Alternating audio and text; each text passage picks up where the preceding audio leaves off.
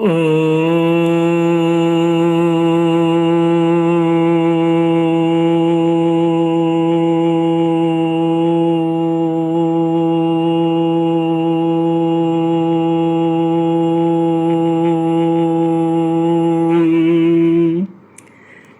गुरुचरण कमलेभ्यो नमः। श्री गणेशाय नमः। श्री सरस्वत्यै नमः। श्री विष्णवे नमः। श्री कृष्ण गोविंद हरे मुरारे, हे नाथ नारायण वासुदेव। श्री कृष्ण गोविंद हरे मुरारे, हे नाथ नारायण वासुदेव। हे नाथ नारायण वासुदेव, हे नाथ नारायण वासुदेव, हे नाथ नारायण वासुदेव। श्री कृष्ण गोविंद हरे मुरारे, हे नाथ नारायण वासुदेव। ओम नमो भगवते वासुदेवाय। ओम नमो भगवते वासुदेवाय। ओम नमो भगवते वासुदेवाय। ओम नमो भगवते वासुदेवाय। ओम नमो भगवते वासुदेवाय। ओम नमो भगवते वासुदेवाय। कृष्णाय वासुदेवाय हरये परमात्मने प्रणत क्लेशनाशाय गोविंदाय नमो नमः। कृष्णाय वासुदेवाय देवकी नंदनाय च नंदगोपकुमाराय गोविंदाय नमो नमः। सच्चिदानंदरूपाय विश्वोत्पत्त्यादिहेतवे तापत्रय विनाशाय श्री कृष्णाय वयं नमः।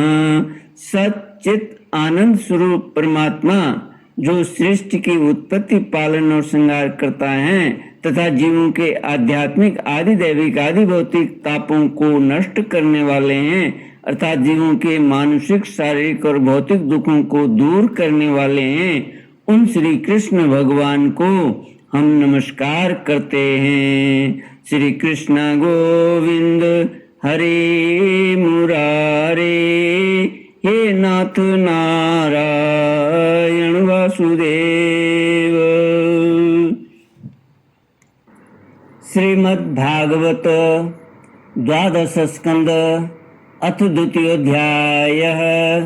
श्री शुक उवाच ततश्चानुदिनं धर्म सत्यं शौचं क्षमा दया कालेन बलिना राजन् नक्षत्यायुर्बलं स्मृति वित्तमेव कलो नृणां जन्माचार गुणोदयः धर्मन्याय व्यवस्थायां कारणं बलमेव हि।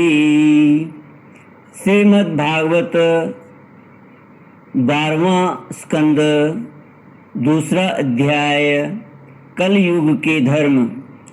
श्री सुखदेव जी कहते हैं, परीक्षित, समय बड़ा बलवान है। ज्यों ज्यों घोर कलयुग आता जाएगा त्यों त्यों उत्तरोत्तर धर्म, सत्य, पवित्रता, क्षमा, दया, आयु, बल और स्मरण शक्ति का लोप होता जाएगा।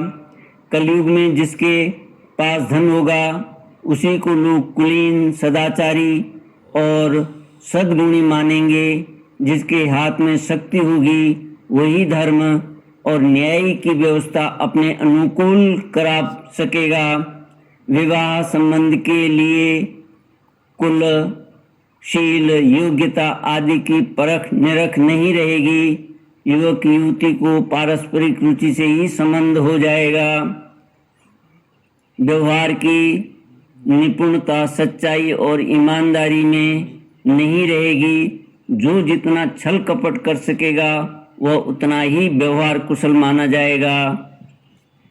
स्त्री और पुरुष की श्रेष्ठता का आधार उनका शील संयम न होकर केवल रति कौशल ही रहेगा। ब्राह्मण की पहचान उसके गुण स्वभाव से नहीं यज्ञोपवीत से हुआ करेगी। वस्त्र दंड कमंडलू आदि से ही ब्रह्मचारी सन्यासी और आश्रमियों की पहचान होगी और एक दूसरे का चिन्ह स्वीकार कर लेना ही एक से दूसरे आश्रम में प्रवेश का स्वरूप होगा। जो घूस देने या धन खर्च करने में असमर्थ होगा उसे अदालतों से ठीक ठीक न्याय न मिल सकेगा। जो बोलचाल में जितना चालाक होगा उसे उतना ही बड़ा पंडित माना जाएगा। असाधुता की दोषी होने की एक ही पहचान रहेगी, गरीब होना। जो जितना अधिक दंभ पाखंड कर सकेगा उसे उतना ही बड़ा साधु समझा जाएगा। विवाह के लिए एक दूसरे की स्वीकृति ही पर्याप्त होगी। शास्त्रीय विधि विधान की संस्कार आदि की कोई आवश्यकता न समझी जाएगी। बाल यदि संवार कर कपड़े लत्ते से लैस हो जाना ही स्नान समझा जाएगा। लोग दूर के तालाब को ही तीर्थ मानेंगे और निकट की तीर्थ गंगा गोमती माता पिता आदि की उपेक्षा करेंगे। सिर पर बड़े बड़े बाल काकुल रखाना ही शारीरिक सौंदर्य का चिन्ह समझा जाएगा और जीवन का सबसे बड़ा पुरुषार्थ होगा अपना पेट भर लेना। जो किसी ढिठाई से बात कर सकेगा उसे उतना ही सच्चा समझा जाएगा। योग्यता चतुराई का सबसे बड़ा लक्षण यह होगा कि मनुष्य अपने कुटुंब का पालन कर ले। धर्म का सेवन यश के लिए किया जाएगा। इस प्रकार जब सारी पृथ्वी पर दुष्टों का बोलबाला हो जाएगा तब राजा होने का कोई नियम न होगा। ब्राह्मण क्षत्रिय वैश्य अथवा शूद्र में जो बलि होगा वही राजा बन बैठेगा। उस समय के नीच राजा अत्यंत निर्दय एवं क्रूर होंगे। लोभी तो इतने होंगे कि उनमें और लुटेरों में कोई अंतर न किया जा सकेगा। वे प्रजा की पूंजी एवं पत्नियों तक को छीन लेंगे। उनसे डर कर प्रजा पहाड़ों और जंगलों में भाग जाएगी। उस समय प्रजा तरह तरह के शाख कंद मूल मांस मधु फल फूल और बीज गुठली आदि खा खा कर अपना पेट भरेगी। कभी वर्षा न होगी, सूखा पड़ जाएगा, तो कभी कर पर कर लगाए जाएंगे, कभी कड़ाके की सर्दी पड़ेगी तो कभी पाला पड़ेगा, कभी आंधी चलेगी, कभी गर्मी पड़ेगी तो कभी बाढ़ आ जाएगी। इन उत्पातों से तथा आपस के संघर्ष से प्रजा अत्यंत पीड़ित होगी, नष्ट हो जाएगी। लोग भूख प्यास तथा नाना प्रकार की चिंताओं से दुखी रहेंगे। रोगों से तो उन्हें छुटकारा ही न मिलेगा। कलियुग में मनुष्यों की परम आयु केवल 20 या 30 वर्ष की होगी। परीक्षित, कलिकाल के दोष से प्राणियों के शरीर छोटे छोटे क्षीण और रोगग्रस्त होने लगेंगे। वर्ण और आश्रमों का धर्म बतलाने वाला वेद मार्ग नष्ट प्राय हो जाएगा।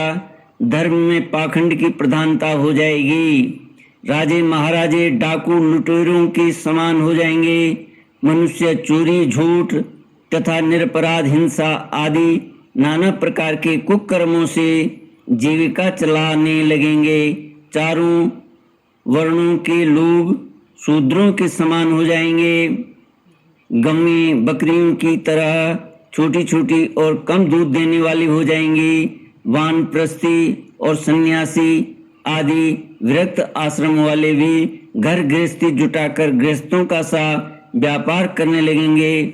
जिनसे वैवाहिक संबंध है उन्हीं को अपना संबंधी माना जाएगा। श्री कृष्ण गोविंद हरे मुरारी, हे नाथ नारायण वासुदेव। भगवान कहते हैं, श्री सुखदेव जी कहते हैं, धान, जौ, गेहूं आदि धान्यों के पौधे छोटे छोटे होने लगेंगे। वृक्षों में अधिकांश शमी के समान छोटे और कटीले वृक्ष ही रह जाएंगे। बादलों में बिजली तो बहुत चमकेगी परंतु वर्षा कम होगी। गृहस्थों के घर अतिथि सत्कार या वेद ध्वनि से रहित होने के कारण अथवा जनसंख्या घट जाने के कारण सूने सूने हो जाएंगे। परीक्षित, अधिक क्या कहें, कलयुग का अंत होते होते मनुष्यों का स्वभाव गधों जैसा दुस्सह बन जाएगा। लोग प्रायः गृहस्थी का भार ढोने वाले और विषयी हो जाएंगे। ऐसी स्थिति में धर्म की रक्षा करने के लिए सत्वगुण स्वीकार करके स्वयं भगवान अवतार ग्रहण करेंगे। प्रिय परीक्षित, सर्वव्यापक भगवान विष्णु सर्वशक्तिमान हैं। वे सर्वस्वरूप होने पर भी चराचर जगत के सच्चे शिक्षक सद्गुरु हैं। वे साधु सज्जन पुरुषों के धर्म की रक्षा के लिए उनके कर्म का बंधन काट कर उन्हें जन्म मृत्यु के चक्र से छुड़ाने के लिए अवतार ग्रहण करेंगे। उन दिनों संभल ग्राम में विष्णु यश नाम के एक श्रेष्ठ ब्राह्मण होंगे। उनका हृदय बड़ा उदार एवं भगवत भक्ति से पूर्ण होगा। उन्हीं के घर कल के भगवान अवतार ग्रहण करेंगे। श्री भगवान ने अष्ट सिद्धियों के और समस्त सद्गुणों के एकमात्र आश्रय हैं। समस्त चराचर जगत के वे ही रक्षक और स्वामी हैं। वे देवदत्त नामक शीघ्रगामी घोड़े पर सवार होकर दुष्टों को तलवार के घाट उतार कर ठीक करेंगे। उनके रोम रोम से अतुलनीय तेज की किरणें छिटकती रहेंगी। वे अपने शीघ्रगामी घोड़े से पृथ्वी पर सर्वत्र विचरण करेंगे और राजा के वेश में छिप कर रहने वाले कोटि कोटि डाकुओं का संहार करेंगे। श्री सुखदेव जी कहते हैं, प्रिय परीक्षित, जब सब डाकुओं का संहार हो जाए चुकेगा तब नगर की और देश की सारी प्रजा का हृदय पवित्रता से भर जाएगा, क्योंकि भगवान कल के शरीर में लगी हुई अंग राग का स्पर्श पाकर अत्यंत पवित्र हुई वायु उनका स्पर्श करेगी और इस प्रकार वे भगवान के श्री विग्रह की दिव्य गंध प्राप्त कर सकेंगे। उनके पवित्र हृदयों में सत्व मूर्ति भगवान वासुदेव विराजमान होंगे और फिर उनकी संतान पहले की भांति हृष्ट पुष्ट और बलवान होने लगेगी। प्रजा के नयन मनोहारी हरि ही धर्म के रक्षक और स्वामी हैं। वही भगवान जब कल्कि के रूप में अवतार ग्रहण करेंगे उसी समय सतयुग का प्रारंभ हो जाएगा और प्रजा की संतान परंपरा स्वयं ही सत्वगुण से युक्त हो जाएगी। जिस समय चंद्रमा, सूर्य और बृहस्पति एक ही साथ पुष्य नक्षत्र के प्रथम पल में प्रवेश करते हैं, एक राशि पर आते हैं, उसी समय सतयुग का प्रारंभ होता है। श्री सुखदेव जी कहते हैं, परीक्षित, चंद्रवंश और सूर्यवंश में जितने राजा हो गए हैं या होंगे उन सबका मैंने संक्षेप से वर्णन कर दिया। तुम्हारे जन्म से लेकर राजा नंद के अभिषेक तक 1115 वर्ष का समय लगेगा। जिस समय आकाश में सप्त ऋषियों का उदय होता है उस समय पहले उनमें से 2 ही तारे दिखाई पड़ते हैं। उनके बीच में दक्षिणोत्तर रेखा पर समभाग में अश्वनी आदि नक्षत्रों में से एक नक्षत्र दिखाई पड़ता है। उस नक्षत्र के साथ सप्त ऋषिगण मनुष्यों की गणना से 100 वर्ष तक रहते हैं। वे तुम्हारे जन्म के समय और इस समय भी मघा नक्षत्र पर स्थित हैं। स्वयं सर्वव्यापक सर्वशक्तिमान भगवान ही शुद्ध सत्व में विग्रह के साथ श्री कृष्ण के रूप में प्रकट हुए थे। वे जिस समय अपनी लीला संवरण करके परम धाम को पधार गए, उसी समय कलयुग ने संसार में प्रवेश किया। उसी के कारण मनुष्यों की मति गति पाप की ओर ढुलक गई।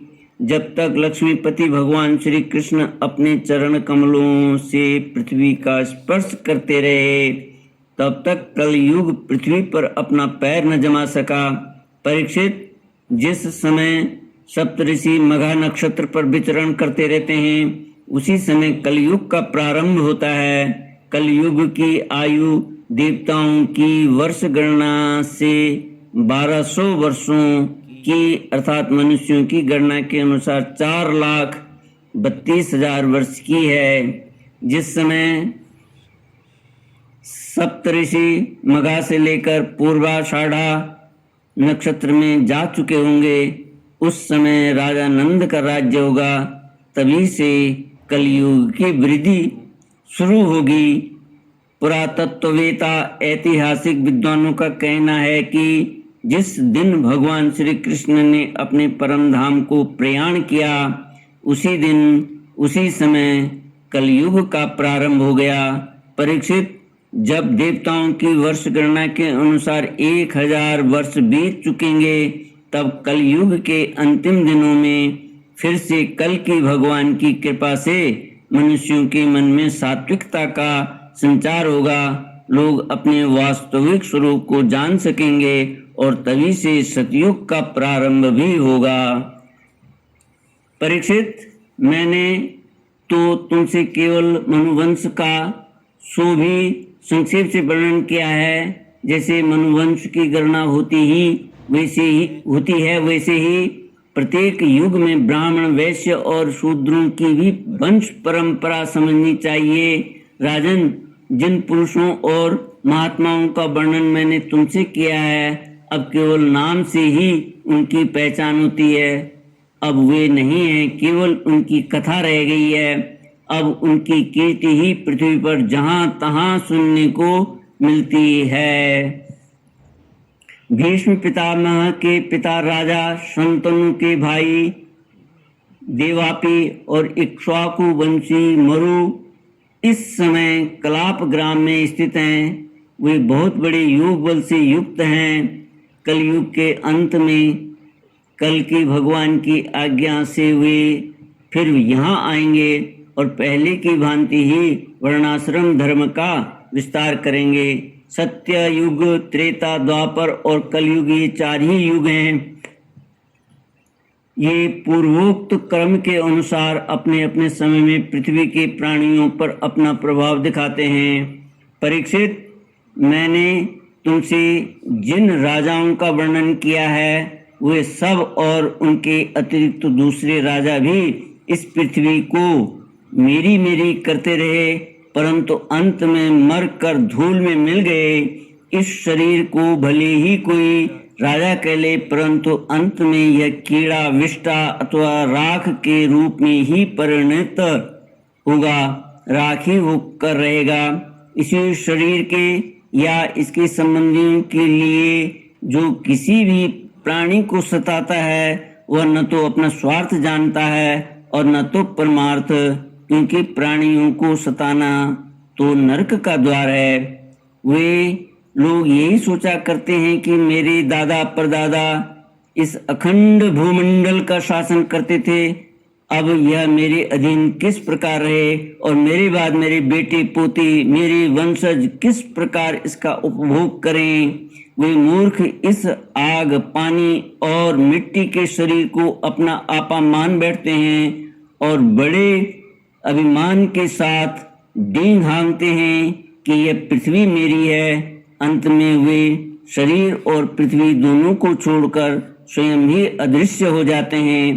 प्रिय परीक्षित, जो जो नरपति बड़े उत्साह और बल पौरुष से इस पृथ्वी के उपभोग में लगे रहे, उन सबको काल ने अपने विकराल गाल में धर दबाया।